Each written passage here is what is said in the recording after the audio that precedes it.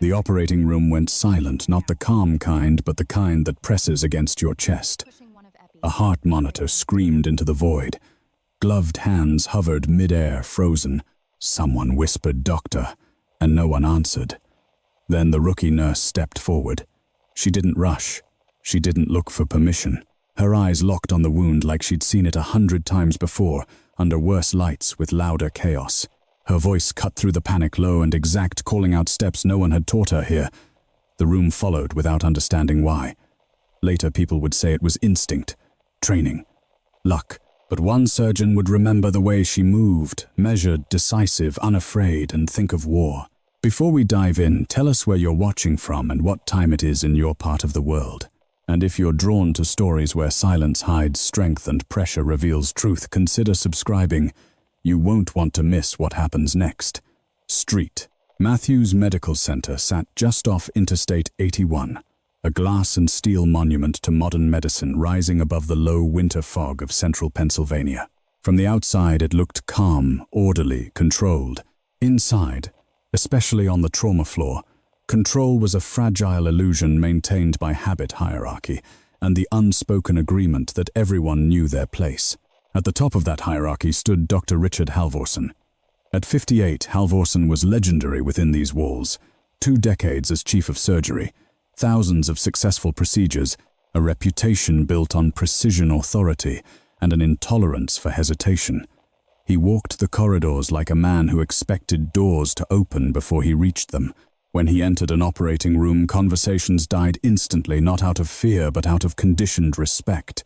He had earned it, or at least he always had before. That morning, the surgical board was packed. 3 complex procedures scheduled back-to-back. No room for delays. Halvorsen skimmed the list with a tight jaw, black coffee cooling untouched beside him. He'd slept barely 4 hours. A donor conference call had run late. His left hand ached in a way he refused to acknowledge. Weakness, he believed, was contagious. Down the hall, Emily Carter stood at her assigned station, reviewing charts with quiet focus. At 26, she looked younger than her age. Slight frame brown hair pulled into a regulation bun face, unreadable. Her badge still felt too new against her scrubs, the edges sharp where others had softened with time. Rookie. That was how everyone saw her. Emily had been at Street Matthews for 3 weeks, long enough to learn the rhythms, short enough to remain invisible.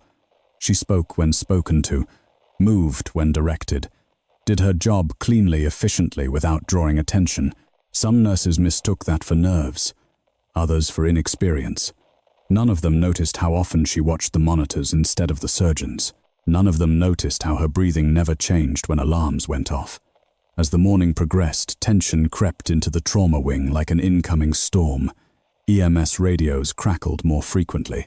The ER charge nurse muttered about a multi-vehicle accident 5 miles out. The air smelled faintly of antiseptic and burned coffee. At 10:17 a.m., the first alarm sounded. Incoming trauma, the intercom announced. Male mid-30s, unstable vitals, severe abdominal injury, ETA 3 minutes. Halvorsen was already moving. Or 3, he snapped. Clear it. Staff scattered into practiced motion. Gurneys rolled. Surgical packs were torn open. Emily followed, pushing equipment with controlled urgency. As they prepped the room, she caught a glimpse of the incoming trauma feed on the wall monitor. Her eyes narrowed just slightly. The ambulance doors burst open moments later. The patient was pale, soaked in blood from chest to waist. EMTs rattled off vitals at speed, blood pressure dropping, heart rate erratic, oxygen saturation plummeting. Halvorsen took command instantly. Get him intubated. Prep for exploratory laparotomy. Now. No hesitation. No questions. Emily moved to her position, hands steady as she assisted. As the patient was transferred to the operating table, she took in details. Others overlooked the angle of the wound, the pattern of internal bleeding suggested by the pressure changes, the way the patient's body reacted even under sedation. Something about it tugged at her memory. Not a place, not a time, a pattern. Halvorsen scrubbed in posture, rigid eyes, sharp. The room buzzed with urgency but remained controlled. This was his element. Crisis sharpened him, or so he believed. Scalpel, he said. The incision was clean, confident. For the first few minutes, everything followed expectation. Bleeding was significant but manageable. Halvorsen barked orders. The team responded. Then the monitors dipped, pressures dropping, the anesthesiologist warned. Halvorsen leaned closer, irritation flickering across his face. Increase fluids. I've got it. But the bleeding wasn't where it should have been. The source didn't respond the way textbook injuries did. The cavity filled faster than expected. Emily watched the suction canister fill, too fast. She adjusted a light, her gaze locked on the wound. Her mind ran through possibilities, discarding them with ruthless efficiency. Blunt trauma. No. Shrapnel-like tearing without shrapnel present. Irregular vascular damage. She'd seen this before, not here. Doctor, a nurse said carefully, "We're losing him." He reached deeper, trying to isolate the bleed, and then just for a heartbeat, his hand stopped. It was almost imperceptible. A pause so brief most wouldn't have noticed. Emily did. His fingers hovered uncertain. His eyes flicked to the monitor, to the rising heart rate, to the falling pressure. Silence crept into the room, thick and dangerous. Halvorsen swallowed. It wasn't fear, not exactly. It was something worse. A moment where his instincts failed to align with the situation in front of him, where experience hesitated instead of acted. Emily felt the shift immediately. She stepped half a pace forward, voice calm, measured. "There's a secondary bleed. Posterior. If we don't clamp now," Halvorsen shot her a look sharp enough to cut. "I know what I'm doing." But his hand hadn't moved. The monitor screamed louder. The room held its breath. Emily didn't raise her voice, didn't argue. She simply pointed, not dramatically, just enough. "There. That's not a standard tear." For a fraction of a second, Halvorsen stared at her like she'd spoken out of turn. Then the patient's blood pressure crashed, and suddenly, rank meant nothing. The alarm's pitch changed sharper, more urgent. It cut through the operating room like a blade, snapping everyone out of their paralysis. BP's crashing, the anesthesiologist said, no longer trying to soften the warning. "We're losing him." Dr. Richard Halvorsen felt the words hit him physically. His mouth went dry as he stared into the open cavity, blood pooling faster than suction could clear it. The anatomy in front of him no longer matched the clean mental map he'd relied on for decades. Something was wrong. Something he hadn't anticipated. And the worst part was that he knew it. "Clamp," he ordered, his voice sharp but strained. A nurse passed the instrument. Halvorsen positioned it, hesitated again, then clamped hard. Nothing changed. The bleeding continued relentless, as if mocking the effort. "Pressure's still dropping," the anesthesiologist said. "We're out of time." Halvorsen's shoulders tightened. His mind raced through options, each one slower than the last. He was used to control, used to being the one others looked to when chaos hit. But now, under the blinding OR lights, that certainty slipped through his fingers. Emily Carter stood just behind his right shoulder. She hadn't moved since speaking up, hadn't flinched when he snapped at her. Her eyes tracked the wound, the suction, the subtle discoloration spreading along tissue planes. Her breathing remained slow, even. "This isn't blunt trauma," she said quietly. "Not challenging, not loud, just factual. The vessel damage is irregular. If you follow it anteriorly, you'll miss it." Halvorsen didn't respond. Another second ticked by, another milliliter of blood lost. A senior nurse glanced between them, uncertainty flickering across her face. No one else spoke. No one wanted to be the next voice to break the unspoken rule. The chief surgeon was never questioned mid-procedure. Emily felt the weight of that silence press against her chest. She recognized it instantly. She'd felt it before in places where rank mattered more than reality, where hesitation cost lives. She stepped closer. "If you rotate the table 10 degrees and retract laterally," she continued, her tone unchanged, "you'll see the secondary rupture. It's deeper than it looks." Halvorsen's head snapped toward her. "What did you say?" he demanded. For a moment their eyes met. His were sharp, offended, searching for overconfidence or fear. He found neither. "Just focus." The monitor screamed again. "Doctor," the anesthesiologist said, urgency bleeding into his voice. "We need a decision now." Halvorsen clenched his jaw. Pride warred with survival. He could feel the eyes of the room on him, waiting, judging. The idea that the answer might come from a rookie nurse was unthinkable. And yet, "Rotate the table," he barked, the words ripping out of him. The staff moved instantly. The table shifted. Emily adjusted the light without being asked. There it was. The source of the bleed revealed itself, ugly, torn, not at all where Halvorsen had expected. His stomach dropped. "How did you?" he began, then stopped himself. "No time." "Clamp here," Emily said, pointing, not touching, never crossing the line fully. "You'll need a wider exposure." Halvorsen followed the direction before he could stop himself. The clamp went in. Blood flow slowed. The room exhaled as one. Pressure stabilizing, the anesthesiologist said, surprise evident. "We've got a window." Halvorsen straightened, slightly heart-pounding. He felt a surge of relief, quickly followed by something colder. The realization that he hadn't led that save it had been guided. By her. He glanced at Emily again. "Where did you learn to read injuries like that, Emily?" Didn't look at him. Her attention never left the patient. "Experience," she said simply. The surgery pressed on, but the balance in the room had shifted. Conversations resumed quieter now. Glances were exchanged, subtle questioning. The nurses who'd dismissed Emily as a timid newcomer watched her with new eyes. As the procedure grew, more complex complications stacked quickly. A damaged artery threatened to rupture completely. The patient's heart rhythm wavered. Each time Emily spoke up just before the danger peaked. "Watch the pressure there. That tissue won't hold a standard suture. If you go deeper, you'll nick the vein." She never interrupted, never raised her voice. She timed her words with precision, sliding them into the gaps where action stalled. Halvorsen found himself listening. That realization unsettled him more than the bleeding ever had. At one point, as he adjusted his position, his left hand trembled again.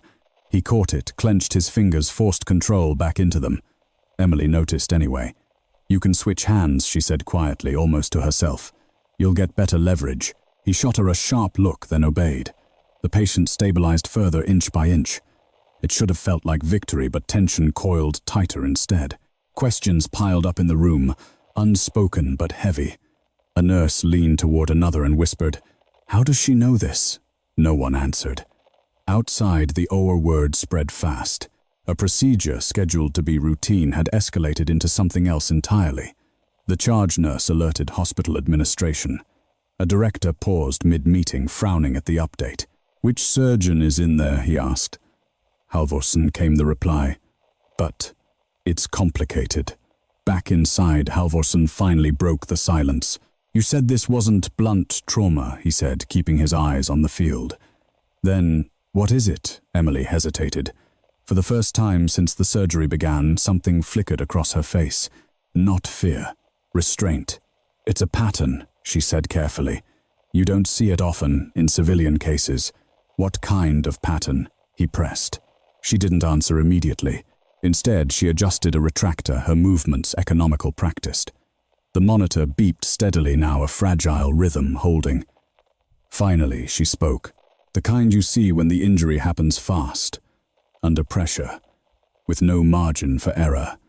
Halvorsen felt a chill crawl up his spine. Before he could respond, the doors to the operating room cracked open. The charge nurse slipped inside, eyes wide above her mask. "Doctor," she said, voice low but urgent. "Administration's asking questions.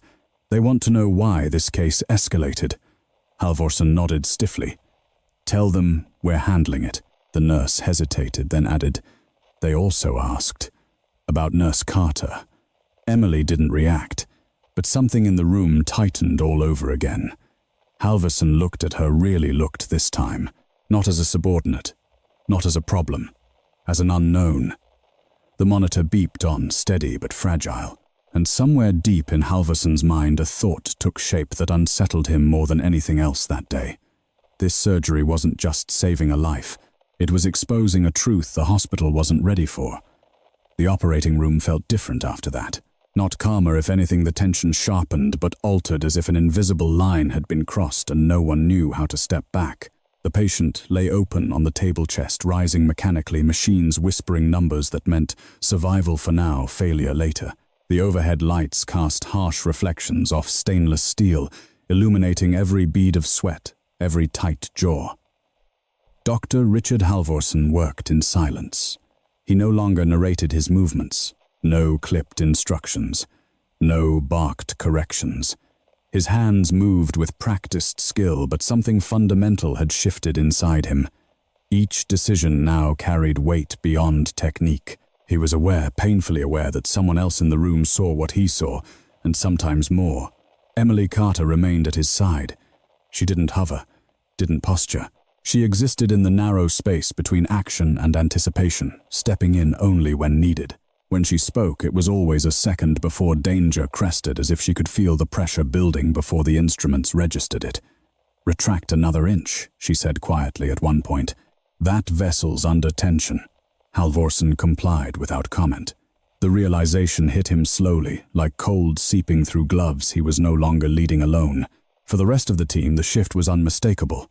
Senior nurses exchanged glances. The anesthesiologist raised his eyebrows once, then focused back on the vitals. No one challenged Emily anymore. No one questioned why the chief surgeon listened when she spoke.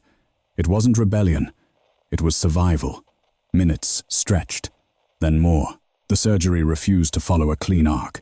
Each problem resolved uncovered another lurking beneath it. The patient's injuries told a story written in damage rather than words, trauma that didn't fit any civilian narrative. Emily noticed the scarring first. "Pause," she said. Halvorsen froze again, but this time it was deliberate. "What is it?" he asked, irritation creeping back into his voice. She leaned in slightly, pointing with 2 fingers. "That's scar tissue. It's old. He's been opened up before fieldwork, not hospital." Halvorsen frowned. "That's speculation. It's experience," she corrected gently. "The suturing pattern's uneven. Whoever closed him last time didn't have proper instruments." The anesthesiologist glanced at the patient's chart. No surgical history listed. Emily didn't respond. Halvorsen stared at the scar longer than necessary. A flicker of unease passed through him. "We're not here to analyze his past," he said. "We're here to keep him alive." Emily nodded. "Then we should avoid that area. It won't hold." Again he listened. Outside the OR, the hospital hummed with restrained urgency. Administrators gathered near the surgical wing, voices low. A trauma coordinator pulled up feeds on a tablet tracking the prolonged procedure. It was already drawing attention. Too much attention. Inside, Halvorsen felt it closing in. He was used to pressure from time, from patients, from outcomes. What he wasn't used to was pressure from doubt, from the creeping awareness that his authority, once absolute, was now conditional. "How old are you?" he asked suddenly without looking up. Emily blinked, caught off guard. 26. "And you expect me to believe you've seen more than my residents?" His tone was sharp, defensive. "I don't expect you to believe anything," she replied. "Only to act before it's too late." Her words weren't insubordinate. They were worse. They were true. The patient's heart rate spiked again. The monitor chirped in warning, not yet screaming, but close. "Arrhythmia starting," the anesthesiologist said.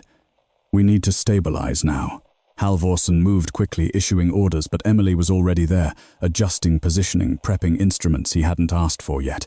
"How did you know?" he demanded. She didn't answer immediately. Her jaw tightened, eyes focused on the task. When she spoke, her voice was lower than before. "Because this is where it always happens." The words landed hard. "Always," Halvorsen repeated. Emily hesitated. For a heartbeat, the room held still. Then she shook her head slightly. "Focus," she said. "We're losing him again."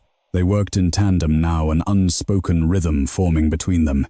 Clamp, suture, adjust. The arrhythmia settled. The pressure crept back up. Stabilizing, the anesthesiologist confirmed relief edging his voice.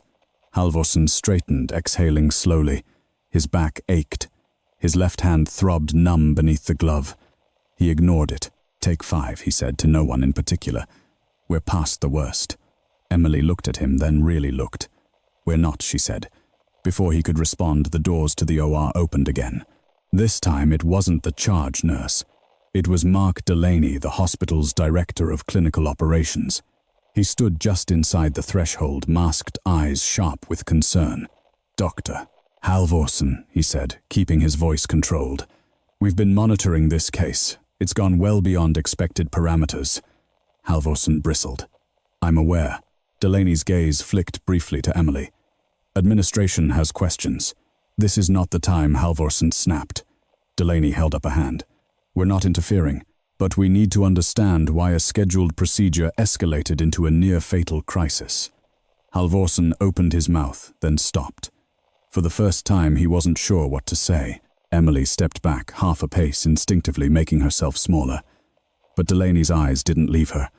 "And who is this?" he asked. Halvorsen hesitated again. Before he could answer, the monitor spiked violently. A sudden drop. Alarms screamed at full volume. "VFib," the anesthesiologist shouted. "We're losing rhythm." Chaos exploded instantly. Delaney was ushered out as staff rushed in.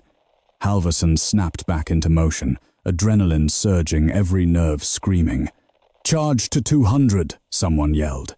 Emily was already prepping the paddles, hands steady, movements precise. She placed them without waiting for instruction. "Clear," she said, voice cutting through the noise.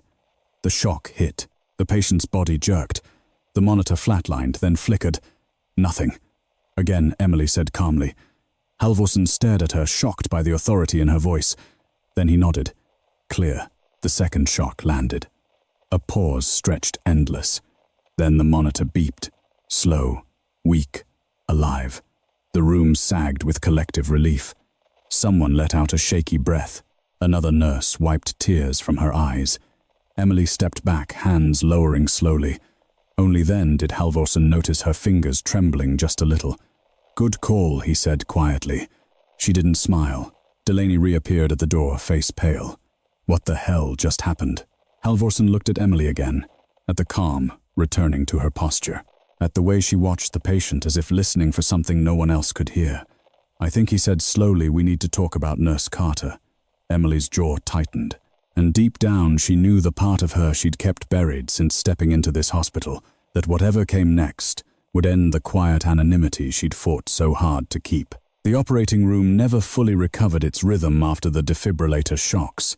The machine settled into a fragile cadence, beep, beep, beep, but no one trusted it.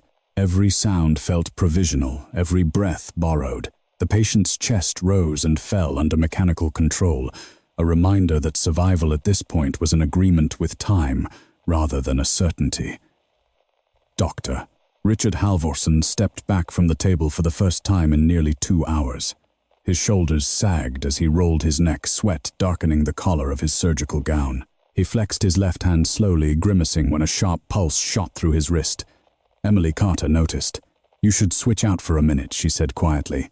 "Let circulation come back." Halvorsen bristled on instinct, then caught himself. He glanced at his hand, then at the patient. Pride surged and receded just as quickly. 2 minutes, he said, more to himself than to her. As he stepped aside, a younger attending moved into position, hands careful, eyes wide. Emily adjusted the light again, recentered the field, and spoke low, precise instructions that guided the transition without anyone needing to ask.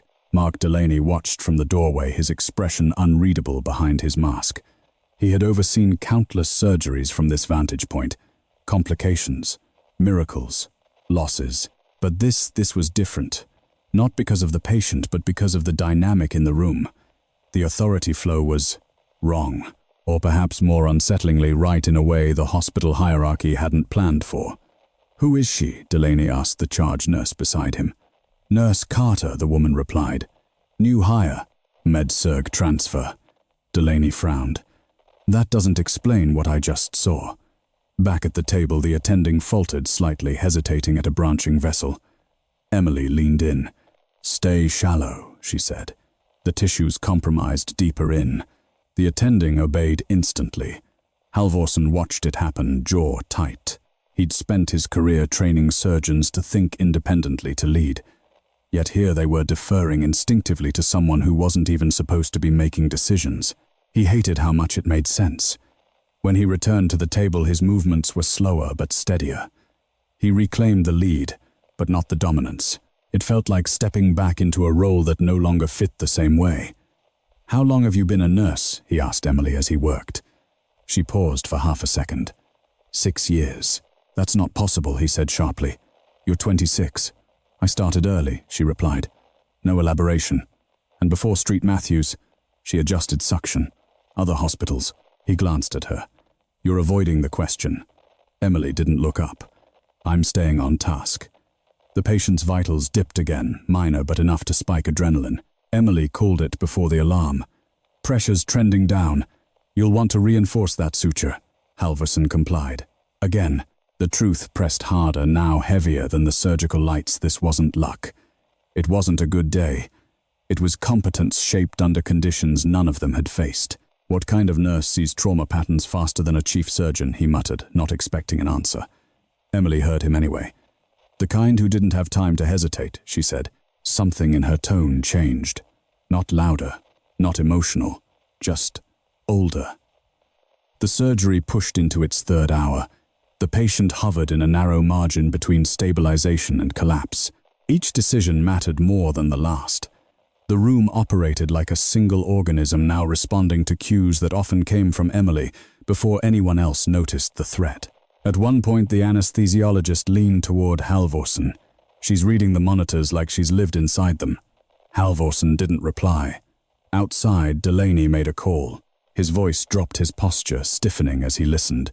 He glanced back through the OR glass at Emily, then away. Inside, Emily's focus sharpened further. The patient's injury revealed a deeper problem, vascular damage that shouldn't have been survivable without immediate aggressive intervention. "We need to ligate and reroute," Halvorsen said. "It's risky," Emily nodded. "But it's the only option." He looked at her sharply. "You're certain?" "Yes." He searched her face for doubt. "Found none." "Then we do it," he said. The attending hesitated. "Doctor, that's now," Halvorsen snapped. "Before we lose the window." They moved quickly. The room filled with controlled urgency again. Sutures, clamps, hands moving in practiced harmony. Then, just as the reroute took hold, the patient's blood pressure plummeted violently. "Massive drop," the anesthesiologist shouted. "We're losing volume." Emily was already moving. "It's not the reroute," she said. "It's a delayed bleed retroperitoneal." Halvorsen froze. That didn't make sense. Not with the imaging, not with the exposure they had. Emily stepped in closer, pointing. "There. You won't see it unless you angle under." He stared at the spot, disbelief flashing across his face. "That's impossible." "It isn't," she said calmly. "I've seen it fail this way before." "Where?" he demanded. Her jaw tightened again. A muscle jumped in her cheek. "Doctor," she said, choosing each word carefully, "if we don't act in the next 30 seconds, he dies." Silence crashed over the room. Every eye turned to Halvorsen. 30 seconds ticked by in his head like a countdown. He could override her, stick to protocol, preserve authority. Or he could trust the one person who hadn't been wrong yet. "Angle under," he ordered. Emily adjusted the retractor herself, this time crossing a line she'd avoided until now. The bleed revealed itself immediately, hidden, catastrophic. "Clamp," she said. Halvorsen did. Blood flow slowed, then stopped. The room erupted in breath again, relief spilling out in gasps and murmurs. Someone laughed weakly. Someone else whispered, "Jesus." Halvorsen stepped back, heart hammering. He looked at Emily with something new in his eyes, not anger, not suspicion. Recognition. "Where did you learn to make calls like that?" he asked quietly.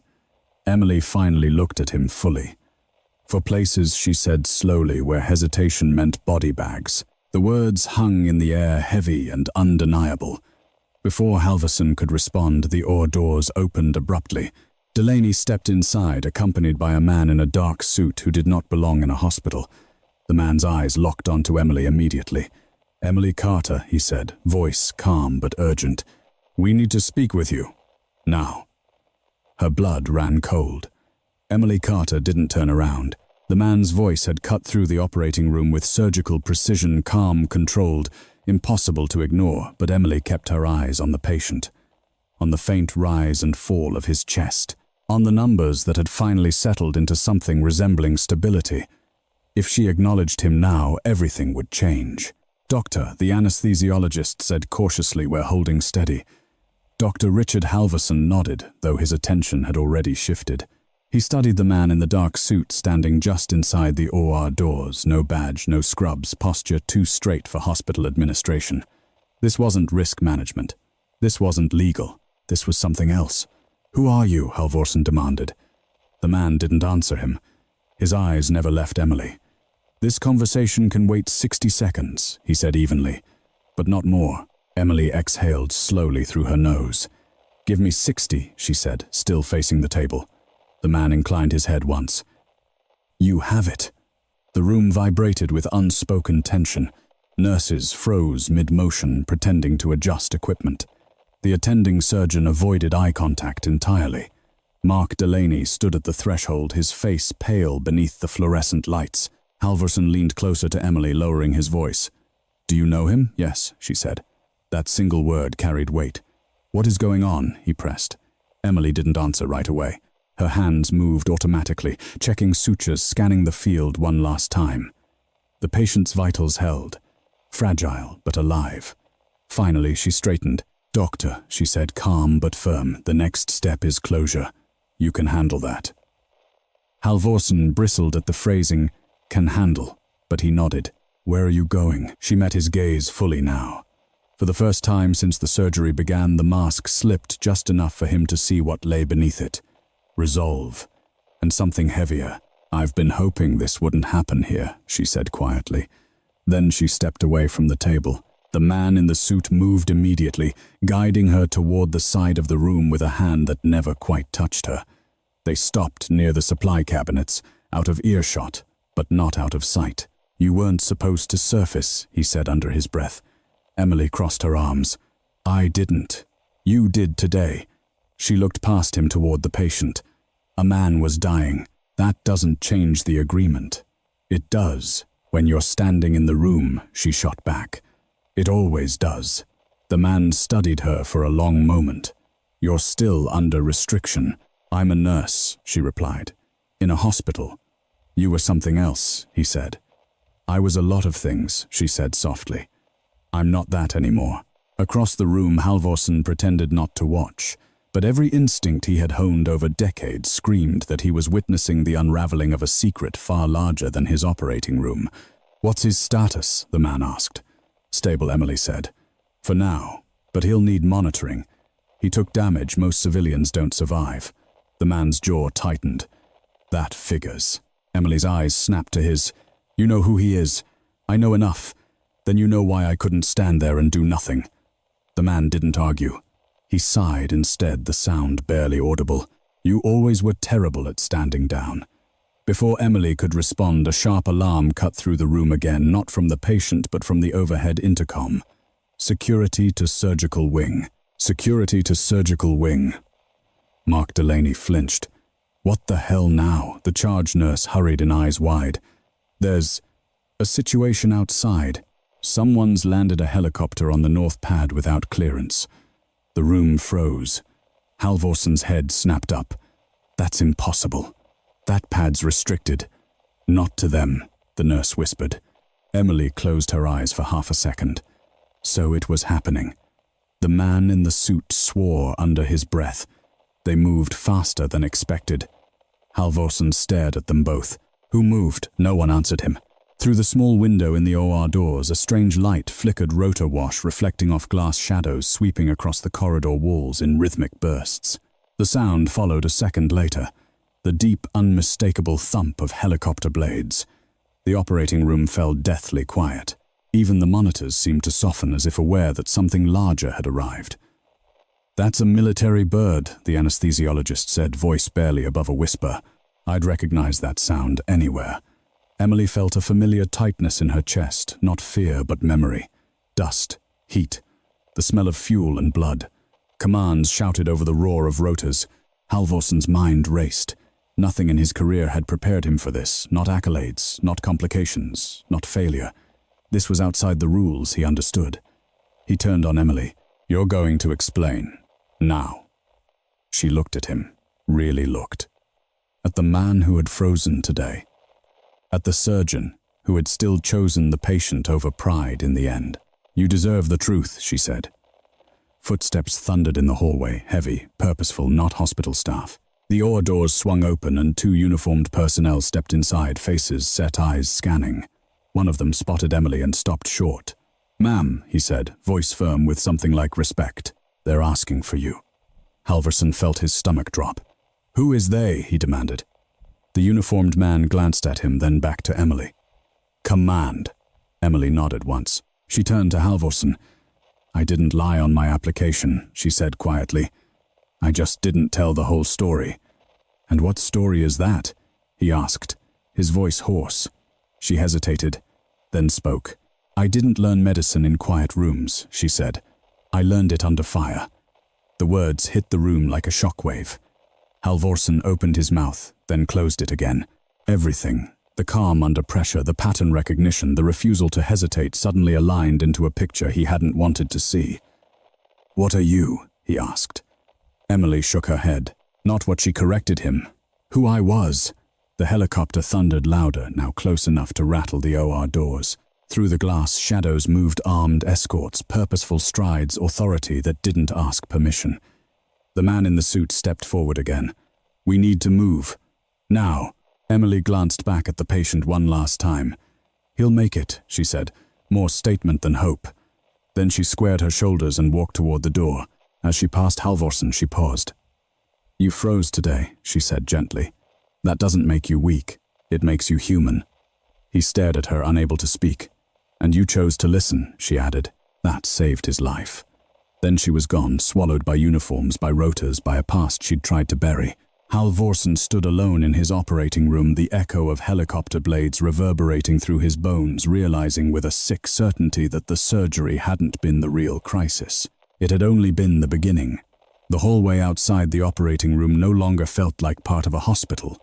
It felt like a checkpoint. Armed personnel lined the corridor with disciplined spacing boots, planted wide eyes, scanning every movement. Their presence sucked the air out of the space, replacing the familiar chaos of medicine with something colder, sharper. Doctors and nurses slowed instinctively, badges suddenly meaningless against uniforms that carried a different kind of authority. Doctor. Richard Halvorsen stood just inside the OR doors, watching Emily Carter disappear into the controlled storm beyond the glass. The helicopter's rotors thundered overhead, a relentless pulse that rattled light fixtures and nerves alike. What did we just let walk out of here? Mark Delaney murmured beside him. Halvorsen didn't answer.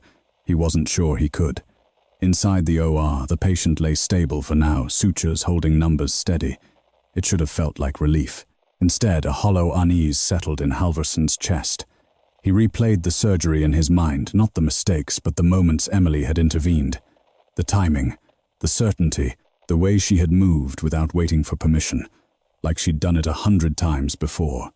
Outside, Emily was escorted down the corridor, flanked, but not restrained. The man in the dark suit walked a step ahead, speaking quietly into a device clipped to his lapel. They know, he said. Or at least they suspect. Emily kept her gaze forward. I didn't give them specifics. You didn't need to, he replied. Your hands did. They reached the elevator bank reserved for administration. The doors were already open. Inside stood 2 more uniformed personnel and a woman in civilian clothes with sharp eyes and a tablet pressed to her chest. The doors closed, sealing them into a humming capsule. You weren't supposed to surface in a civilian trauma center, the woman said without preamble. Emily met her gaze. I wasn't planning to, and yet here we are. Emily's jaw tightened. A man was dying. That doesn't change protocol. It changes everything, Emily shot back. It always has. The woman studied her for a moment, then sighed. You were cleared for low visibility placement, routine care, no leadership roles, no high-risk interventions. I didn't lead, Emily said. I reacted. That's worse, the man in the suit said. Reaction under pressure is what they trained you for. The elevator doors slid open onto a secured floor. The air smelled different here, cooler, filtered, devoid of antiseptic. They guided Emily into a conference room already occupied by 2 officers in dress uniforms. Their posture was rigid, their expressions unreadable. One of them stood as Emily entered. Emily Carter, he said. Or should I say, Lieutenant Carter. Emily didn't flinch. Former, she said evenly. The officer nodded once. Former doesn't erase experience. Back in the operating room, Halvorsen stripped off his gloves with shaking hands. The attending surgeon approached him cautiously. Sir, is she coming back? Halvorsen looked at the closed doors at the empty space where Emily had stood. I don't know. What happens now? He exhaled slowly. Now, we finish the job. We take care of the patient. But even as he said it, he knew nothing would be the same. Down the hall, whispers spread faster than official explanations ever could. A helicopter without clearance. Armed personnel. A rookie nurse escorted out mid-surgery. Phones buzzed. Speculation bloomed. In the conference room, the questioning began. You were embedded as a combat medical officer for how long, one officer asked. 4 deployments, Emily replied. Primary function, trauma stabilization under fire. Surgical assist. Triage. The woman with the tablet glanced up. Unofficially, Emily met her eyes. Decision-making when command was down. Silence followed. That explains the call you made in OR3, the officer said slowly. The retroperitoneal bleed. Emily nodded.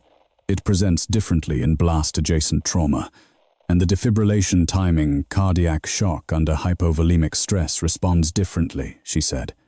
You don't wait for the book. The man in the suit leaned back. You violated standing orders. I saved a life, Emily said. The officer held up a hand. No one is disputing that. He folded his hands on the table. The question is whether your presence compromised operational security. Emily laughed once short, humorless. I was working 12-hour shifts and trying to disappear, and yet the woman said softly, You didn't. Back in the hospital wing, Mark Delaney faced a growing crowd of administrators. We need answers, one of them snapped. Who authorized that helicopter? Delaney shook his head. No one here. Then who? Before Delaney could respond, a uniformed officer stepped into the group. Hospital leadership, he asked. Delaney straightened. That's me. You're requested on the north pad, the officer said. Immediately. The words sent a ripple through the group. Outside, the helicopter sat on the pad rotors, finally slowing. The air still vibrated with residual force. Delaney approached cautiously, heart pounding. A man stepped down from the aircraft, older, authoritative, his presence unmistakable even without insignia. I'm looking for Dr. Richard Halvorson, the man said. Delaney swallowed. He's in surgery. The man nodded. Then you'll do. Back in the conference room, Emily sat alone now, hands folded, posture composed. The officers had stepped out to confer, leaving her with the woman and the man in the suit. You didn't want this, the woman said quietly. Emily shook her head. I wanted to help people. You still can, the man said. But you can't pretend you're invisible. Emily leaned back, eyes closing briefly.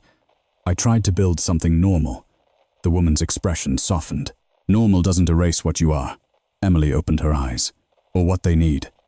The door opened again. One of the officers returned, face grave. They're here, he said. Who? Emily asked, though she already knew.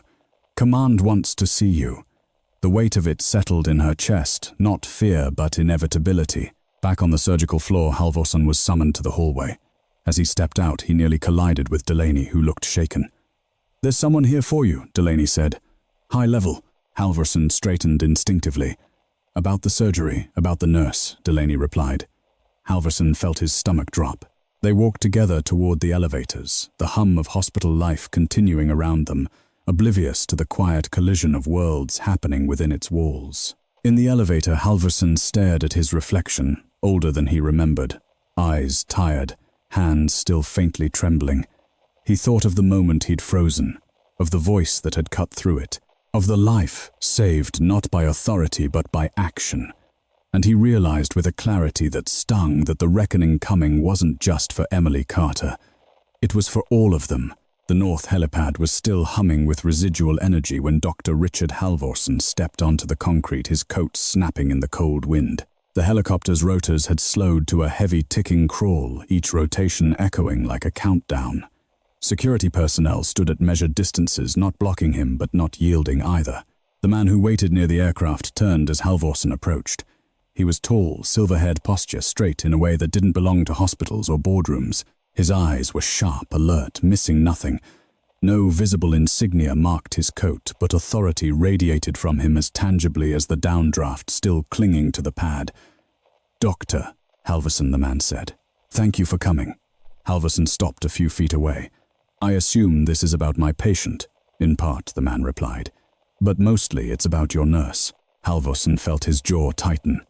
Emily Carter. The man nodded once. She did something today she wasn't supposed to do, and something she couldn't not do. Halvorson studied him. She saved a life. Yes, the man said quietly. She does that. Inside the hospital, Emily sat alone again, hands resting on the table, the hum of the ventilation system the only sound in the room. The questioning had paused, but the pressure hadn't lifted. It pressed in from all sides, memories she'd buried, identities she'd folded away, promises made in rooms far more dangerous than this one. The door opened without warning. A different officer entered this time, younger eyes carrying something like respect. "They're ready for you." Emily stood. As she followed him down the corridor, she passed windows that looked out over the city. Cars moved along the highway like nothing extraordinary had happened. People bought coffee. Lives continued. She wondered how many of them had any idea how close one life had come to ending today, and how close she'd come to losing the quiet anonymity she'd fought for. The conference room they led her into was larger, colder. The silver-haired man from the helipad stood near the window, hands clasped behind his back. He turned as she entered. "At ease," he said reflexively. Emily stopped herself from responding in kind. Old habits died hard. "Emily," he said, softer now. "Sit." She did. "I won't insult you by pretending this is a surprise," he continued. "You knew this day might come." "Yes," she said. "I just hoped it wouldn't." He nodded. "You were placed here to heal, to rebuild. We respected that."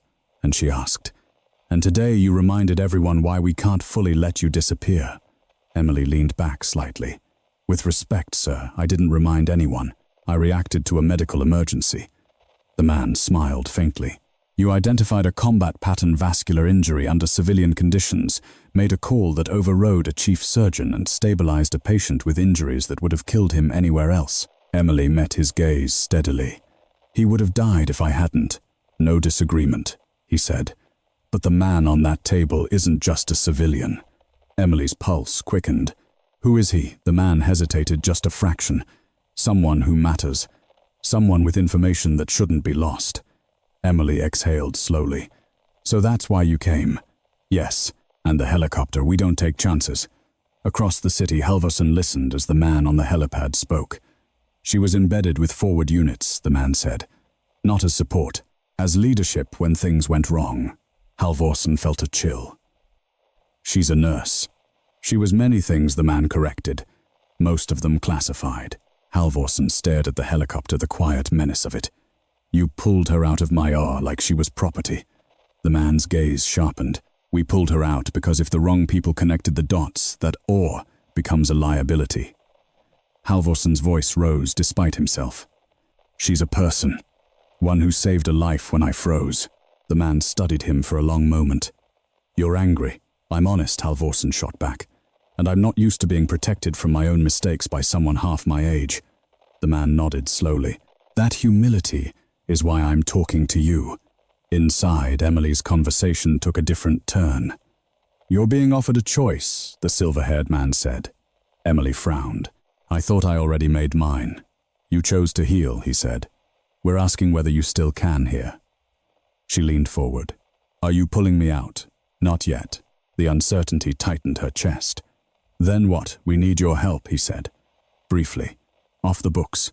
The man you saved is part of something bigger. He trusts battlefield medics more than suits."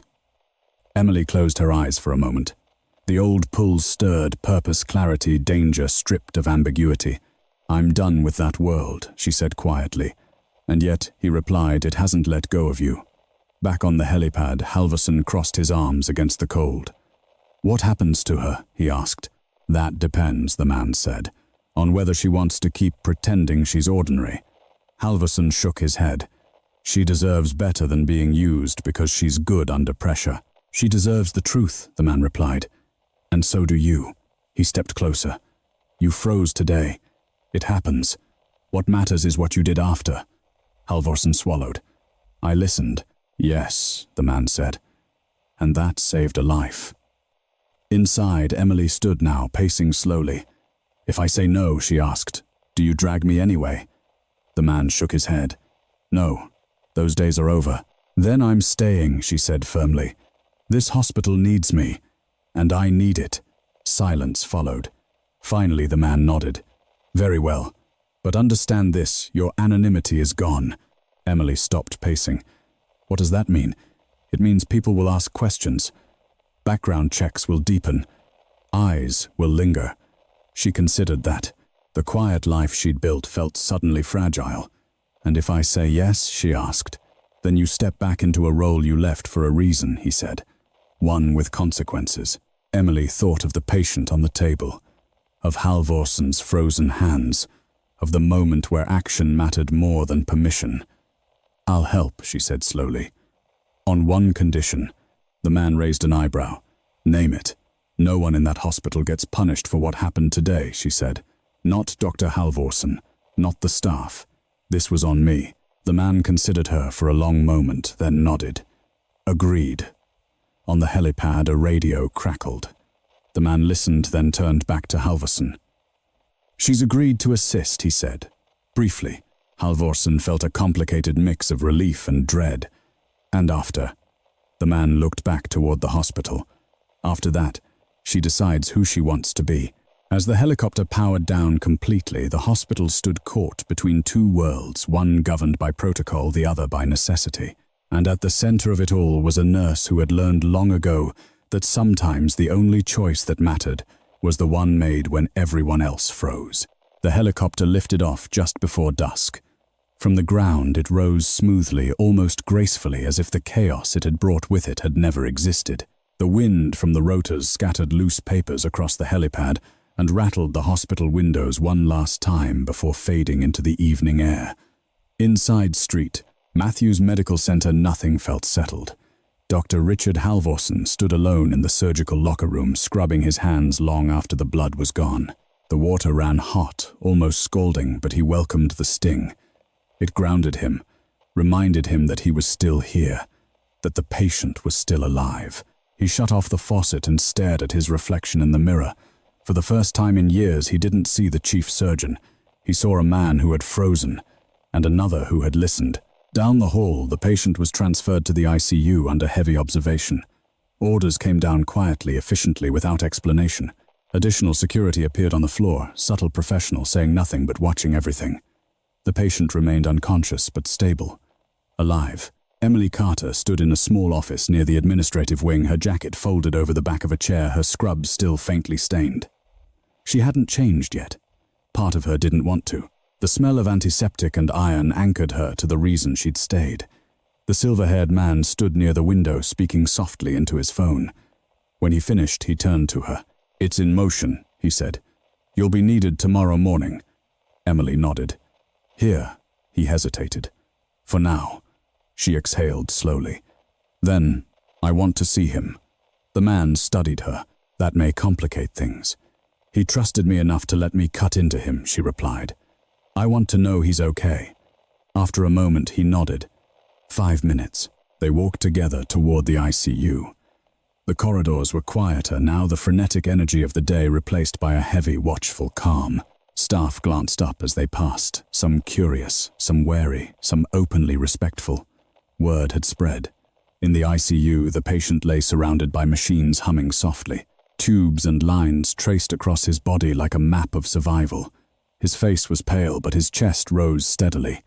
Emily stepped closer, her expression unreadable. "He's strong," she said quietly. "He fought to stay alive." The man nodded. "He always does." She looked at him sharply. "You know him well." "Well enough," he said. She turned back to the patient. "He'll need careful monitoring. There's a risk of secondary complications." "We've already arranged for specialists," the man said. On and off record, Emily's jaw tightened. "This is a hospital, not a black site." A faint smile crossed his face. "Which is exactly why he's safest here." Outside the ICU, Halvorsson approached slowly, unsure of whether he was welcome. He stopped a few feet away, clearing his throat. "I was told I could come in," he said. Emily turned surprised. Then she nodded. "You should." The man in the suit stepped back, giving them space without leaving entirely. Halvorsson approached the bed eyes, scanning the monitors instinctively. "Vitals are good," he murmured. "Better than I expected." Emily folded her arms loosely. "He had good hands." Halvorsson snorted softly. "Yours." She didn't argue. They stood in silence for a moment, the weight of the day pressing down on both of them. I owe you an apology, Halvorson said finally. Emily glanced at him. For what? For freezing, he said bluntly. For snapping at you. For not seeing what was right in front of me. She considered that. You froze for less than 10 seconds. That's all it takes, he replied. 10 seconds in the wrong moment. Emily nodded slowly. You recovered. Because you pushed, he said. Because you spoke up when no one else did. He looked at her fully now. You could have stayed quiet. I've done that before, she said softly. People died. The words hung between them. Halvorson swallowed. You don't belong in the shadows. Emily shook her head. I belong where I'm needed. Before he could respond, footsteps approached. Mark Delaney appeared at the ICU entrance, his expression carefully neutral. There you are, he said. We've been looking for you. Emily turned toward him. Am I in trouble? Delaney hesitated. That depends on how you define trouble. Halvorson bristled. If this is about her stepping out of line, it's not. Delaney interrupted. At least not officially. He gestured toward the hallway. Administration wants to debrief, not to discipline, to understand. Emily let out a slow breath. Understanding wasn't exactly encouraged earlier. Delaney met her gaze. Today changed some things. In the conference room, the atmosphere was tense but restrained. Administrators sat around the table, faces serious, eyes sharp. No one spoke until Emily took a seat. What you did today, one of them began, saved a life. Emily nodded once. That was the goal. It also bypassed protocol, another added. Halvorson leaned forward. Protocol would have killed him. A murmur rippled through the room. Delaney raised a hand. Let's keep this focused. He turned to Emily. Your background. It's more extensive than we were led to believe. Emily met his gaze. I disclosed everything required and omitted everything inconvenient, one administrator said. Yes, Emily replied calmly. Silence followed. Finally, Delaney spoke again. There will be an internal review. Emily stiffened slightly, but he continued, there will be no disciplinary action, no termination, no public statement. Halvorson exhaled, relief washing over him. Emily studied Delaney.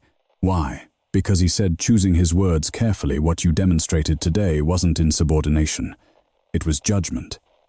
One of the administrators sighed. Judgment we weren't prepared for. Delaney nodded. But perhaps one we need. The meeting adjourned quietly. No applause. No formal recognition. Just a shift in tone, subtle but real. Later that night, Emily stood alone in the locker room, changing out of her scrubs. She moved slowly, the adrenaline finally ebbing, leaving behind a bone-deep fatigue. She caught sight of herself in the mirror. For years, she'd tried to be smaller, quieter, less noticeable. Today, that version of her had cracked. As she stepped into the hallway, Halvorson waited. I wanted to say thank you, he said. Not just for the patient, for reminding me why I became a surgeon. She studied him for a moment. We all forget sometimes. He nodded. If you ever want a seat at the table, really want it, it's yours. Emily considered that. I don't need a seat, she said. I need room to act. He smiled faintly. Fair enough. As she walked away, her phone vibrated in her pocket. One message. No sender name. Tomorrow, 0600. Be ready. Emily slipped the phone away, her expression unreadable. The hospital lights dimmed for the night, unaware that the true test was still coming, not in an operating room, but in the choice Emily Carter would have to make when the worlds she straddled finally demanded she pick one. At 5:42 a.m. Street, Matthews Medical Center was quieter than it ever was during daylight. The overnight staff moved with subdued efficiency, shoes whispering against polished floors, voices kept low out of habit rather than instruction. Outside, the sky was still a deep blue-gray, the kind that made time feel suspended. Emily Carter arrived early. She stood in the locker room, pulling on her scrubs with deliberate calm, even as her pulse ticked faster than usual. The message from the night before replayed in her mind. Tomorrow, 0600. Be ready. No context, no signature, just a summons that felt heavier than any order she'd received in years. She clipped on her badge, paused, then tucked her phone deep into her pocket. Today she was a nurse. Whatever else waited beyond that door would have to wait. In the ICU, the patient's condition had held through the night. The monitors displayed a steady rhythm numbers settling into a range that allowed cautious optimism. Dr. Richard Halvorsen stood at the foot of the bed, hands clasped behind his back, studying the readouts as if willing them to remain unchanged. "You're early," he said without turning. "So are you," Emily replied. He glanced at her, then nodded once. "Couldn't sleep." "Me neither." They stood in silence for a moment, listening to the quiet hum of machines. In the harsh light of the ICU, the drama of the previous day felt almost unreal, as if it had happened somewhere else to someone else. "He's stable enough for now," Halvorsen said, "but it's touch and go. There's damage we can't undo." Emily nodded. "He's alive." "That matters." Halvorsen studied her more closely. "You're different today." She raised an eyebrow. "Different how? Like you're braced for impact," he said. Emily considered denying it. Instead, she shrugged. Old habits. Before he could press further, footsteps approached. Mark Delaney appeared at the end of the hall, expression tense. "They're here," he said. Halvorsen's shoulders stiffened. Already, Delaney nodded. Earlier than expected. Emily exhaled slowly. Then, let's not keep them waiting. They moved toward a secured conference room near administration. 2 uniformed personnel stood outside the door, faces neutral. One of them opened it without a word. Inside, the atmosphere was controlled but charged. The silver-haired man stood near the head of the table, flanked by the woman with the tablet, and another officer Emily hadn't seen before. A map of the city glowed on a large screen dotted with markers Emily recognized instantly. Halvorsen frowned. "Why is a city map on my hospital's wall?" The silver-haired man turned. "Because what happens inside this building has implications beyond it." Emily stepped forward. "You said briefly," she said. "I have a shift." He met her gaze. "And we'll respect that. But first, we need your insight." He gestured to the screen. "The patient you saved wasn't targeted randomly. The injuries he sustained weren't an accident." Emily's jaw tightened. "You think someone did this to him?" "We know someone did," the woman said, tapping the tablet. "What we don't know is how much time we have before they try again." Halvorsen crossed his arms. "This is a hospital, not an intelligence hub." Today, the silver-haired man said it's both. Emily studied the map. Patterns emerged instantly, angles, distances, access points. Her mind slipped into a mode she hadn't used in years, one she'd hoped to leave behind. "They'll come back," she said quietly. The room went still. "What makes you so sure?" the officer asked. "Because they didn't finish the job," Emily replied. "And because injuries like his send a message, to silence someone, or to test defenses." Halvorsen looked at her sharply. "You're saying my hospital is a target." "I'm saying," Emily corrected gently, "that it could become one." The silver-haired man nodded. "That's why we're here." He turned to Halvorsen. "We need temporary cooperation, discretion, and someone on the inside who understands both worlds." Halvorsen felt anger flare. "You're talking about using my staff." "I'm talking about protecting them," the man replied evenly. "Including you." Emily stepped in before the tension could escalate. "What exactly do you want from me?" The man didn't hesitate. "Observation, pattern analysis, help us anticipate their next move." And after she asked, "That depends on what we find." Emily's fingers curled into her palms. She glanced at Halvorsen, who watched her with a mix of concern and respect. "If I do this," she said slowly, "I stay a nurse. No weapons, no command, no pulling me out mid-shift." The silver-haired man considered her. "Agreed. And no one here takes the fall if something goes wrong," she added. "Especially not Dr. Halvorsen." Halvorsen opened his mouth to object, then stopped. "Also agreed," the man said. Emily nodded once. "Then I'll help." As the meeting broke, Halvorsen lingered behind. "You don't owe them this," he said quietly. Emily met his eyes. "I owe the people in this building safety." He studied her for a long moment. "You're carrying more than you should." She smiled faintly. "So are you." Outside, the hospital began to wake. The morning shift arrived. Stretchers rolled. Coffee cups appeared. Life resumed its relentless pace, unaware of the quiet decisions being made in its margins. By mid-morning, Emily was back on the floor, responding to call lights, charting vitals, performing tasks no different from any other day. But her awareness was sharper, now senses tuned to details most people ignored. She noticed unfamiliar faces lingering near elevators, a maintenance door propped open longer than necessary, a security camera blinking out of sync. At noon, her phone vibrated again. They're closer than we thought. Her heart rate spiked, but her expression didn't change. Across the hospital, Halvorsen received a call from Delaney. "We've got an issue," Delaney said. Security picked up something unusual. "What kind of unusual?" Halvorsen asked. "A vehicle that shouldn't be here," Delaney replied, "and someone asking questions they shouldn't know how to ask." Halvorsen's grip tightened on the phone. About who? Delaney hesitated. "About Emily Carter." Halvorsen looked across the floor, spotting her at the far end of the corridor, calmly assisting a patient, unaware that eyes were already closing in. He felt the familiar surge of responsibility, different now, sharper. "This hospital froze once," he muttered. "It won't again." As he moved toward Emily, alarms began to sound, not the shrill cry of a failing heart, but the quieter warning of something approaching. And Emily, sensing the shift in the air before anyone spoke, lifted her head. The past wasn't done with her yet. The first sign that something was wrong wasn't an alarm. It was the way people stopped pretending. Emily felt it before anyone said a word, the subtle shift in posture, the way conversations cut off when she passed, the way security guards suddenly stood a little straighter near the elevators. She finished adjusting an IV line and straightened eyes scanning the corridor with practiced calm. Two men stood near the nurse's station pretending to study a map. They weren't hospital staff. Their shoes were wrong, too clean, too heavy. Their eyes tracked movement instead of information. One of them glanced at Emily a second too long, then looked away. She didn't react. "Room 12 needs labs," the charge nurse said. "I've got it," Emily replied, already moving. As she walked, her mind built a picture from fragments, the vehicle Delaney had mentioned, the unfamiliar faces, the message from earlier.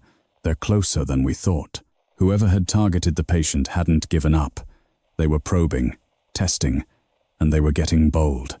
At the end of the hall, Dr. Richard Halvorsen stepped out of a side office, his expression tight. "Emily," he said quietly, "walk with me." She fell into step beside him without question. "Security flagged 2 individuals," he continued. "No badges. They claim to be patient advocates, but their story doesn't hold." Emily nodded. "They're not here for patients." Halvorsen glanced at her. "You're certain?" "Yes." They reached an empty consultation room and stepped inside. Halvorsen closed the door, lowering his voice. "Administration wants to lock the unit down." "That'll spook them," Emily said. "They'll move faster." Halvorsen exhaled sharply. "You're saying we do nothing?" "I'm saying we watch," she replied. "Let them think they're invisible." He studied her, then nodded slowly. "You're leading this." Emily met his gaze. "Only if you're with me." He didn't hesitate. "I am." Minutes later, security subtly shifted positions. Doors that had been propped open were closed. Elevators required key access again. The hospital didn't freeze, it adapted. Near the ICU, the 2 men split up. One drifted toward the patient's room. Emily saw it instantly. She handed off the lab samples and moved the other way, intercepting the man just as he reached the threshold. "Visiting hours are restricted," she said politely. He smiled too quickly. "I'm with the family." She tilted her head slightly. "No family's been cleared yet." The smile faltered. "I just need a moment." She held her ground, calm and immovable. Step back. Behind her, security closed in quiet, professional. The man's eyes flicked to the hallway, calculating. "You don't know who you're dealing with." Emily's voice dropped steady as stone. "I know enough." He made a sudden move, not toward her, but toward the door. Halvorsen appeared instantly, blocking the path. "This is a hospital," Halvorsen said coldly. "You will leave." The man hesitated, then raised his hands slowly as security took his arms. Across the hall, his partner bolted. The chase was brief. He didn't make it past the stairwell before being tackled by 2 guards. No weapons were found, but phones were confiscated, encrypted, wiped remotely before anyone could stop it. The threat evaporated as quickly as it had appeared. But the message was clear. They had been close. In the aftermath, the hospital settled into a tense calm. Administrators convened emergency meetings. Security reports were filed. Official explanations were drafted, carefully vague. Emily sat alone in the break room, hands wrapped around a paper cup of coffee she hadn't touched. The adrenaline was wearing off now, leaving behind the familiar ache in her shoulders, the dull throb behind her eyes. Halvorsen entered quietly and sat across from her. They were professionals, he said. Not amateurs. She nodded. Which means they won't try that again. He frowned. That doesn't sound reassuring. They'll change tactics, she said, or they'll pull back entirely. And the patient, he's safe, Emily said. For now. Halvorsen leaned back, studying her. You handled that like a commander. She shook her head. I handled it like a nurse protecting her floor. Silence stretched between them. You know, Halvorsen said finally, there was a time when I thought authority came from being the smartest person in the room. Emily smiled faintly. A lot of people think that. I was wrong, he continued. It comes from knowing when to listen. She met his gaze. And when to act. He nodded. Later that afternoon, the silver-haired man returned without helicopters, this time without spectacle. He met Emily in the same small office near administration. They tested us, he said, and failed. Emily crossed her arms. What happens now? We pull back, he replied. Quietly. Increased surveillance, no visible presence. And me, he regarded her carefully. Your involvement ends here. Officially. She searched his face. Unofficially, he smiled. Unofficially, you go back to doing what you do best. Healing. Relief washed over her, tempered by exhaustion. Good. He paused at the door. For what it's worth, you were right to stay. After he left, Emily returned to the floor. The rest of the shift passed without incident. Patients were treated. Charts were updated. Life went on. That evening, as the sun dipped low and the hospital lights flickered on, Emily stood outside the ICU one last time. The patient remained stable, color slowly returning to his face. Halvorsen joined her. Administration approved a change, he said. Effective immediately. She glanced at him. What kind of change? A new trauma response protocol, he replied. Input from nursing staff is mandatory. No exceptions. Emily raised an eyebrow. That's significant. He smiled. So are you. She considered that, then shook her head lightly. I didn't do this for recognition. I know, he said. That's why it matters. As she headed toward the exit, her phone buzzed once more. You're clear. Thank you. No signature. Emily slipped the phone into her pocket and stepped into the cool evening air. The hospital behind her glowed softly, a place of fragile lives and second chances. For the first time in a long while, the noise in her head quieted. She had chosen this place, and today it had chosen her back. The hospital felt different in the days that followed. Not louder, not quieter, just steadier. The kind of steadiness that came from having stared chaos in the face and refused to look away. Street. Matthews Medical Center returned to its rhythms, stretchers rolling, monitors chiming, pages buzzing, but something fundamental had shifted beneath the surface. Decisions moved faster. Voices that once hesitated now spoke up. Eyes met across operating rooms with a shared understanding that hierarchy mattered less than truth when lives were on the line. Doctor. Richard Halvorsen noticed it first during a routine trauma briefing. A junior nurse interrupted him mid-sentence, not rudely, not nervously, but with quiet urgency. Doctor, that plan won't account for the secondary bleed risk. The room went still. Halvorsen felt the familiar reflex rise, the instinct to assert control. Then he saw it, the same look he'd seen in Emily's eyes. Calm, focused, concern for the patient, not the ego. He nodded. Good catch, he said. Adjust the plan. The meeting moved on. Across the table, Mark Delaney watched, saying nothing already, drafting mental notes for a report that would never be written. Emily Carter stood near the back of the room, arms folded loosely, observing. She hadn't spoken. She didn't need to. Her presence alone seemed to anchor the space, a quiet reminder of what competence under pressure actually looked like. After the briefing, Halvorsen caught up to her in the hallway. You've started something, he said. Emily smiled faintly. I didn't mean to. That's usually how the important things start, he replied. The patient, the man whose life had drawn worlds together, continued to recover slowly. ICU visits became shorter, less guarded. The extra security faded into normalcy. Officially, his injuries were attributed to an accident. Unofficially, everyone who needed to know understood the truth. Emily checked on him once per shift, never lingering too long. One afternoon, his eyes fluttered open as she adjusted a monitor. "You stayed," he rasped. She looked at him surprised. "You're awake." "Long enough to notice," he said weakly. "You didn't leave." She nodded. "Neither did you." A faint smile touched his lips before sleep claimed him again. That was enough. Administration moved carefully in the aftermath. No press releases, no commendation ceremonies, just policy changes, implemented quietly but firmly. Trauma response guidelines were revised. Nursing input became mandatory in high-risk procedures. Simulation training emphasized decision-making under uncertainty, not just protocol adherence. Some surgeons resisted.